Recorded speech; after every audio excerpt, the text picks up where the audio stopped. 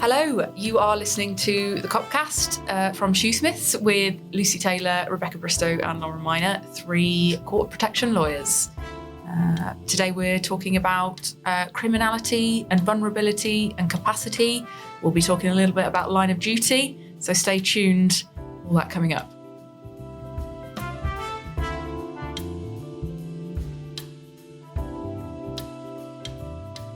Hello, listeners, we're back again, episode 2 of the COPcast.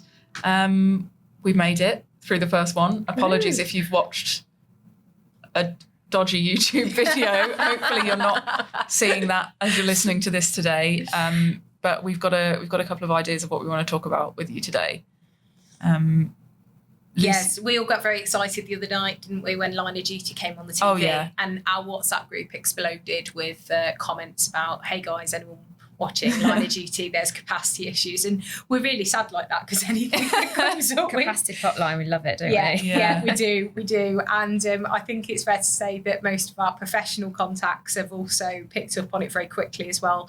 Rebecca, you've seen some quite interesting Twitter feeds from Ian, haven't you? Yeah, council tweets was all over it, absolutely. Yeah, definitely. So we thought it was aptly timed and we'd just pick up on, I guess, criminality, mental capacity, the issues that flow from there, and also have a think about the silent capacity, sort of the walking wounded brain injured clients who, for all intents and purposes, to everybody else might just look like any other individual, any other Joe on the street. And actually, how do those people fare in the criminal justice system? Probably quite badly, I think, is the conclusion we might reach. Yeah, we were saying, weren't we, that the Line of Duty sort of presented it it was very clear that there was you could see physically that this suspect had a condition, whereas we always refer to them as walking wounded, don't we, where they've had a brain injury, but actually physically there's no deformity. You can't tell by looking at somebody that there's anything wrong with them. Yeah, and it's those clients that we tend to find struggle when they come across the police for whatever reason, and unfortunately it's not that uncommon, is it? It's really common, and there's been more and more literature about it recently. Over the last couple of years, I think it's become a real issue, and treatment of people in the criminal justice system with mental health has been really prominent, and people are, seeing how that might be dealt with differently. We've all had personal experiences with clients, haven't we? And they tend to be, the male who is injured in a road traffic accident, acquired brain injury, behavioural issues, possibly drug, alcohol abuse as a consequence of that. And they get themselves into situations. In fact, I've literally just had a call from a colleague this morning to say that one of our clients has been acting with threatening behaviour towards his partner that he's separated from, and almost definitely is going to end up getting himself arrested. And if he was out on the street, you would just think he was an aggressive male, clearly intimidated by him. And there's no evidence whatsoever that he's got brain injury. So he gets arrested, he gets taken down the police station and just presents as being, somebody who's aggressive, and they don't necessarily know any different, don't know how to treat him any differently. I think what surprised me over the years is how the police automatically, as soon as we get into contact with them, they hear solicitor and they immediately think you're there to defend the client or to support them in that process. And that's not our role. Our role is to alert them that this individual has got a brain injury, so that we can let the custody suite know, and we can try and hopefully get that individual the right support, which I'm really pleased to see actually happened on Line of Duty. But did it? I mean, she wasn't exactly the appropriate person wasn't sat next to him supporting him through the interview. I don't think any words were spoken by that character. Well, okay, all right, but at least they had picked up on the fact that this individual might have capacity issues. As we say, it was very obvious. I think for context, I think the chap who was arrested, he had Down syndrome and he was arrested on suspicion of murder, which admittedly is quite a big deal. His solicitor was sat next to him, and his appropriate adult was sat in the corner. In the corner, very quiet. In a dark corner. I can't even remember what she looked like. She definitely didn't say a word. There was no line part. No, but at least it did flag the issues. Yeah. Also, I thought it was interesting that Kate Fleming, my personal favourite character in the show, was obviously behind the screen watching the interview happen for a different reason, not involved in this actual case. And as the interviewer was asking questions to this suspect, she was sort of like shaking her head and rolling her eyes and, oh my goodness, look at the line of questioning this is going down. Why is nobody piping up? So I think that also, even though they didn't say out loud that they were disappointed with the way the interview was conducted, I think that indicated that there were some concerns. I think she also made the comment, didn't she, about the fact that people with capacity issues are more likely to be the victim of crime rather than the perpetrator. Yeah, absolutely. So we've seen that a lot with social media, haven't we? And this capacity to use social media and access to the internet, because it's so easy to prey upon. It's so easy to prey upon people anyway over the internet. But when you've got a brain injury and you can't necessarily see the red flags, I have a client who was preyed upon through Facebook. Somebody purporting to be a young lady wanted to be his girlfriend and then wanted him to receive packages for her and then send those packages on. And it transpired that there might have been something interesting inside those packages. But he had absolutely no understanding that he wasn't doing anything other than just having a girlfriend and helping her out, because he didn't have he wasn't able to compute the information that he was receiving and to, I guess, weigh it up and see that there was a danger there. And it ended up with us having to step in, take away his access to social media at that stage, because it was felt that was the safest way for him. It also meant the police had to become involved. They became involved with the family, which in turn had other knock-on problems. But it really disrupted his he became very anxious then about having any kind of relationship with people. That might happen again in future. Develop trust issues. I suppose an added complexity for many of our clients have received settlement from a personal injury of some kind, and that's often quite a large sum of money, regardless of how it's worked out. And the reason it is such a large amount of money to the average layperson, if somebody just says, I've got, I don't know, 6 million quid in the bank, that can add the risk of preying on somebody for that reason. And often a lot of our brain injured clients struggle with filters, so might share that information very freely with anyone or everyone, and then again that information's out into the world and people can prey on that. And it's not automatically apparent that they don't have instant access to that money or access at all. Exactly. That's why they're to support in the background. But the client who is running around telling everyone they've got a £10 million settlement makes themselves incredibly vulnerable. Absolutely. And I've come up against some difficult, real ethical as well as legal challenges on that, because do you withhold that information from the client? I know so many litigators who've said the best thing here would be that if this individual does not know how much their claim is settled for, and I really struggle with that. But equally, on the flip side of it, I totally understand the vulnerable aspect that can add to that individual. I think social media is massive. I mean, we started off looking at or thinking about the people who are vulnerable in the criminal justice system because they are the perpetrator. But you're absolutely right. The vulnerabilities that come about make them equally the victim, and social media has added huge amounts. I mean, we've seen, the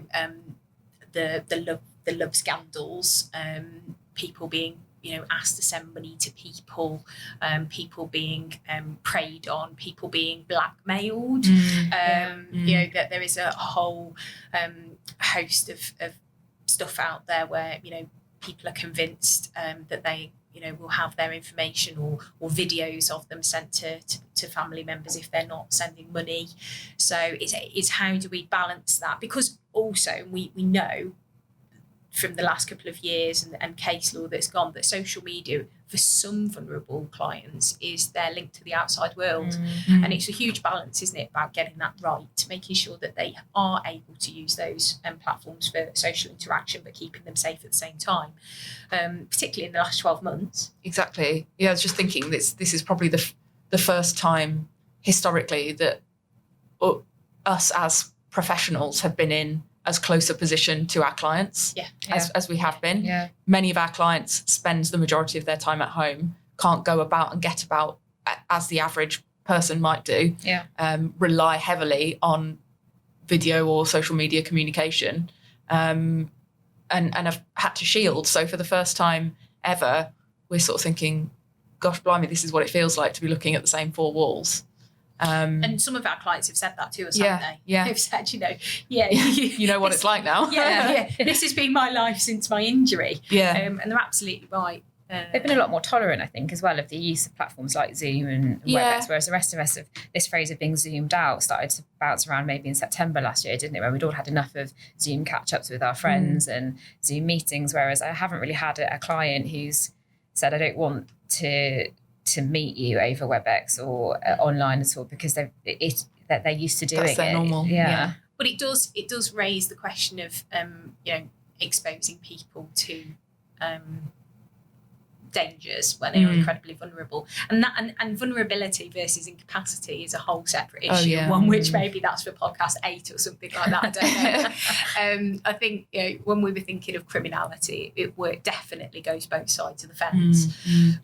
I guess that led us on to thinking about how we can protect the people that we work with, and also people at home. I mean, I've got elderly parents and they're forever ringing me and saying, we've had this phone call and we've been asked to, call back, and I'm like, don't.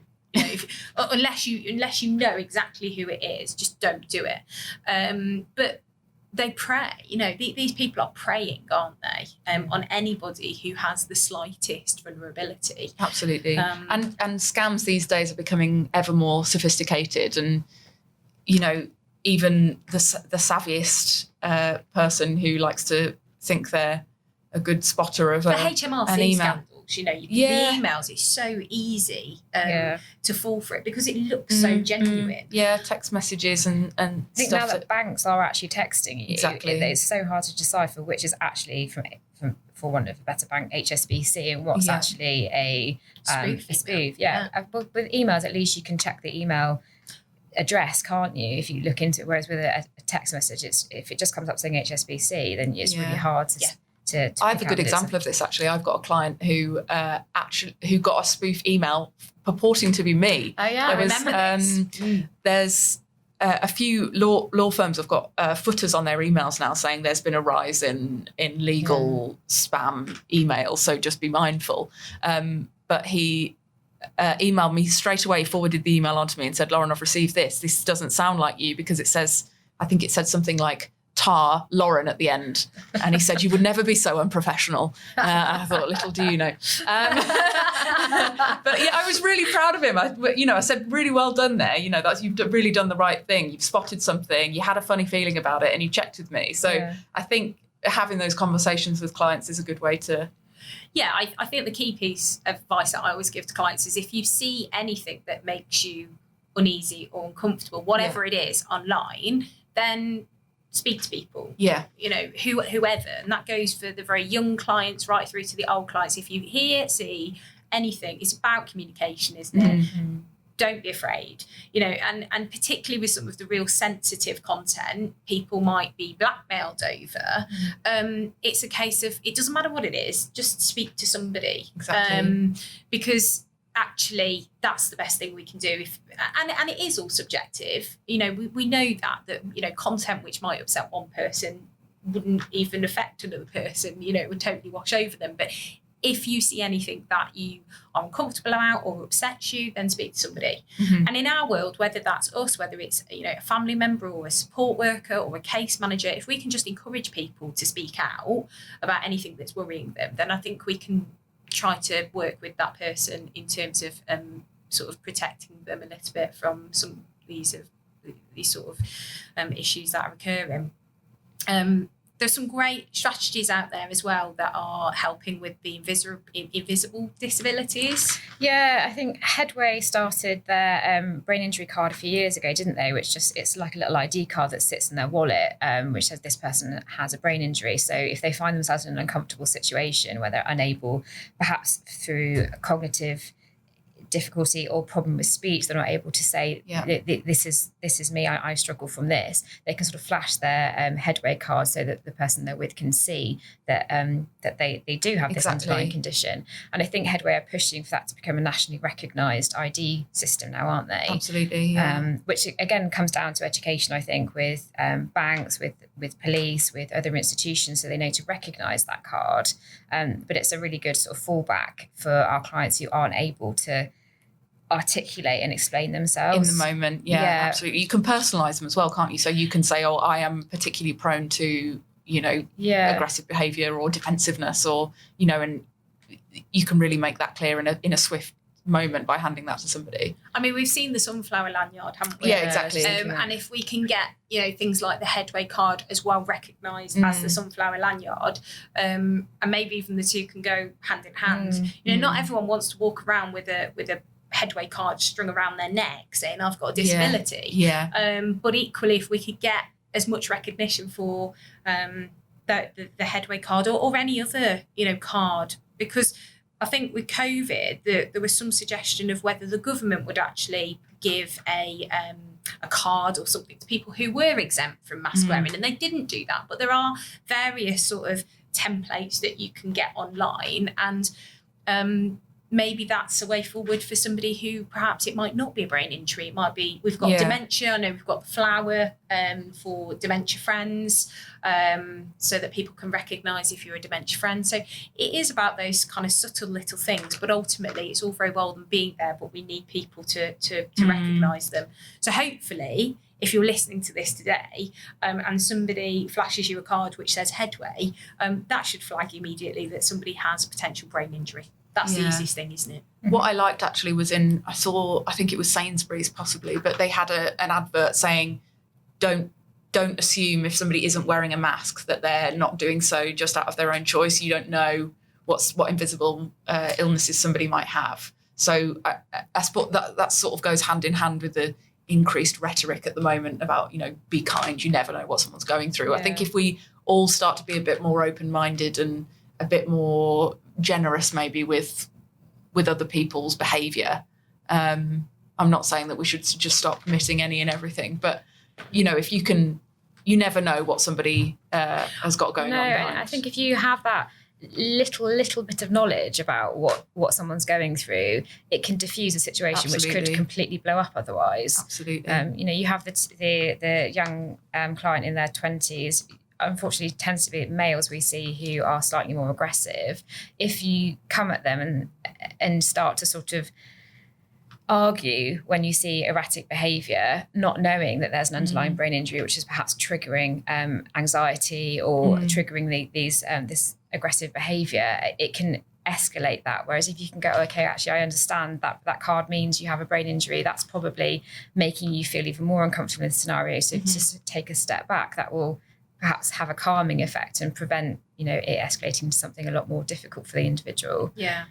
And police forces are getting better, definitely. I go back several years with the example that I gave earlier, where it did get to the stage where we had to write a fairly strongly worded letter because we just couldn't even get through to anyone to speak to them. No, they really didn't want, the shutters came down, didn't they, as soon as they heard solicitors. And yet that was a scenario where, as we were saying in the Line of Duty episode, at least there was a relevant adult in the room. He went through an interview process without anybody there to represent him or support him, who understood that he had a brain injury, which meant the process was a lot more lengthy, a lot more stressful for him. And he's a character, which helped in that he was able to sort of put his own walls up around him to support himself. But if he'd had somebody there to help him who understood what he was going through, I think he could have been dealt with a lot quicker. Also, it's in everyone's best interest, isn't it? If you do end up interviewing a suspect who's got a brain injury and you've not put the right measures in place, How reliable is the evidence? exactly, how reliable is the evidence? Yeah, Is that going to fall apart when it comes to court? Absolutely. You know, but I think definitely police forces are getting better, and I definitely, there's been a few forces in particular who have attended training sessions aimed and working with court of protection lawyers, and where they've come out and they've sort of raised the vulnerability issues and the scams as well, because they obviously become far more aware of what the new scams are sooner than everybody else, and we really rely on that knowledge sharing piece, so that things that they know are happening, we know then happening, and we can make sure that we support our clients if those things might be occurring. There was a project going on, wasn't there, a couple of years ago with the West Midlands Police Force and the Child Brain Injury Trust, looking to sort of educate the police force on exactly what we're talking about, walking wounded young males who made up a significant proportion of the prison population. This is it as well, isn't it? The statistics are overwhelming with the volumes of convicted criminals who have, whether it's brain injuries, mental health difficulties. So there are massive proportions of people. Yeah, absolutely. And I think part of that comes down to obtaining the right evidence, because you're putting them in a scenario where they can't give it properly, or understanding what the underlying causes of or what's aggravated the criminal offence.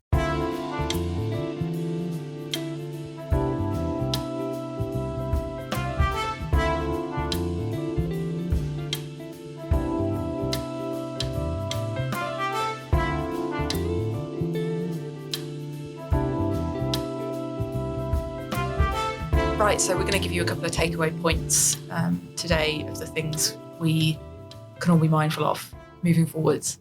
I think the first one will be the headway card that we mentioned earlier. A card, you can Google the charity Headway. They support people with brain injuries, and there's a little card that you can get, gives some basic details and some of your key symptoms. The next one would be the sunflower lanyard that we're hopefully all seeing around and about in supermarkets and stuff. That's something you can again apply for online. Just Google it. You'll find out how to get one.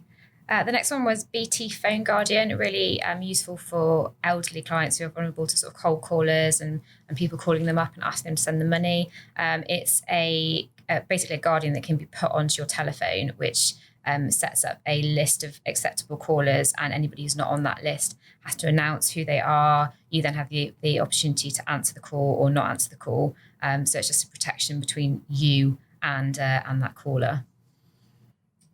And so my takeaway point would be to just create a culture of ensuring people feel comfortable to speak out. So if they see anything that makes them uncomfortable or upsets them, whether it's online, whether it's a phone call, whether it's physical posts, because that's often what we forget, that they speak to somebody and don't feel that they're going to be judged, and then we can support. Yeah. Thank you for listening to another COPcast with Lucy, Rebecca and myself. Also thanks to Luke and Ross, who've helped us produce today's show and other shows. This has been a Shoesmiths production. Thank you for listening, and we look forward to you tuning in next month.